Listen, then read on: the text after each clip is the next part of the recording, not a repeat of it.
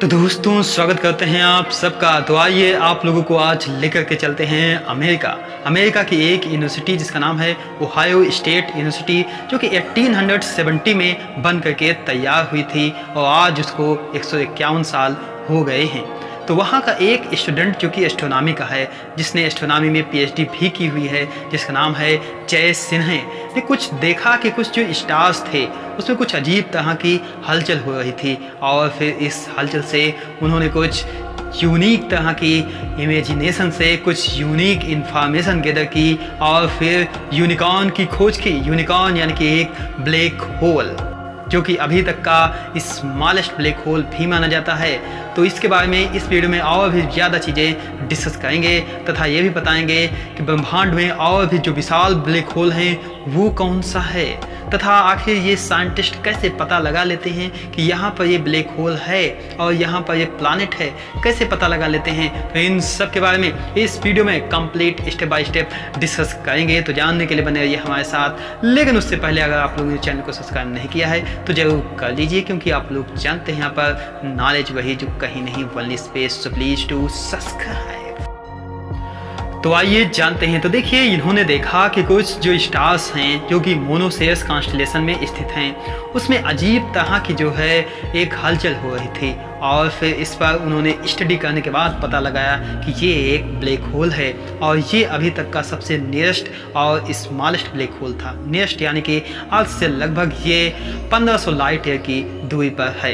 Light year यानी कि एक ऐसी डिस्टेंस जिसमें हम लॉन्गेस्ट जो डिस्टेंस होती हैं उसको हम मेजर करते हैं। तथा आगे अगर हम बात करें कि ये इसका जो बिहेवियर था और ये काफ़ी यूनिक था, इसीलिए इसका नाम यूनिकॉर्न रखा गया है। तथा ये कैसे पता लगाते हैं साइंटिस्ट। तो देखिए क्या होता है इसमें, जैसे हम लोग अर्थ पर रहते हैं, ठीक, तो अर्थ पर क्या होता है, चांद के जो ग्रेविटेशनल के कारण ही अर्थ पर जो है हाई टाइड्स आती हैं। तो उसी प्रकार से जब भी कहीं स्टार्स हैं बहुत सारे मौजूद हैं, तो उसमें क्या होती है, जब कोई हलचल होती है तो उस हलचल से हम पता करते हैं कि शायद इसके आसपास कोई ब्लैक होल हो सकता है और फिर उसमें कुछ और भी स्टडी करते हैं, फिर वो कंफर्म हो जाता है कि यहाँ पर एक कोई ब्लैक होल है।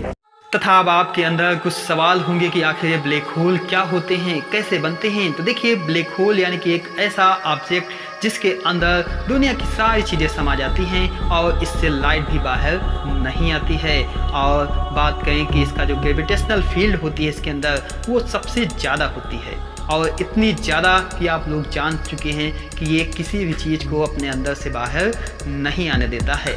तथा अब बात करते हैं कि आखिर हम कहते किसे हैं ब्लैक होल, कैसे बनता है ब्लैक होल। तो देखिए, ब्लैक होल ऐसे बनते हैं जैसे कोई सन है, ठीक है, हमारा सन है, तो हमारे सन से लगभग जो 3 गुना ज़्यादा द्रव्यमान के जो स्टार होते हैं उन्हें हम ब्लैक होल कहते हैं।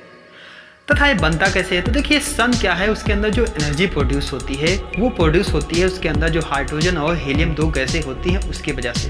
तथा कुछ जब अरबों सालों में जब उसके अंदर ये एनर्जी बनना बंद हो जाती है तो वो धीरे धीरे क्या बन जाता है, एक ड्वार्फ प्लैनेट, और फिर उसके बाद एक ब्लैक होल में वो कन्वर्ट हो जाता है। अब बात करते हैं कि ये लार्जेस्ट ब्लैक होल कौन सा है। तो देखिए, अभी तक का खोजा गया सबसे जो लार्जेस्ट ब्लैक होल है उसका नाम है क्वासर TON यानी कि टन 618। तो ये अभी तक का सबसे लार्जेस्ट ब्लैक होल खोजा गया है। तथा बात करें तो ये जो ब्लैक होल है इतना बड़ा है इसका साइज कि इसके अंदर लगभग 3 मिलियन जो है अर्थ है हमारी वो समा जाएंगे। ये इतना बड़ा है तथा ये 66 मिलियन सोलर मास के बराबर है। तो सोचिए कितना विशाल है।